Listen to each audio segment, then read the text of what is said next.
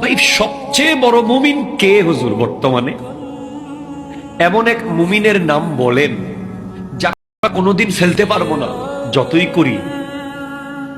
হ্যাঁ, কি নাম? সিদ্দিকে আকবর। কেন উনি এত বড়? কারণ ওনার ইমানের গাছটা বড়। ইমানের গাছ বড়। এরপরে কে? ফারুকে আজম। এরপরে কে? উসমান জুন্নুরাইন। এরপরে কে? মৌলা আলী। সুবহানাল্লাহ। ইনাদের ইমানের গাছ অনেক বড়। হুজুর ইমানের গাছটা বড় করে কিভাবে? দুইটা জিনিস দিতে হয় ইমানের গাছে, একটা হলো পানি, একটা হলো বাতাস। ইমানের গাছে তো পানি দেওয়া যায় না, ইমানের গাছের পানি হলো মুহাব্বতে মুস্তাফা সাল্লাল্লাহু আলাইহি ওয়াসাল্লাম। যত বেশি নবীকে ভালোবাসবেন ইমানের গাছ তত পানি পাবে।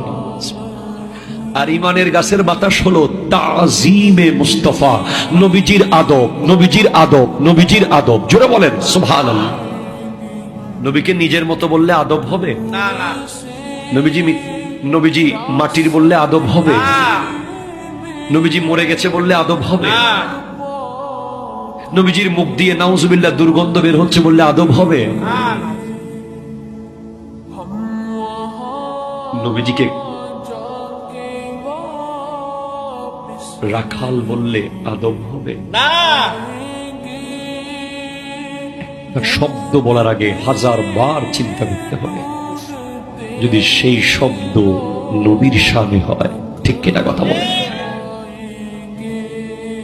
আসুন আমরা মুমিন হয়ে যাই।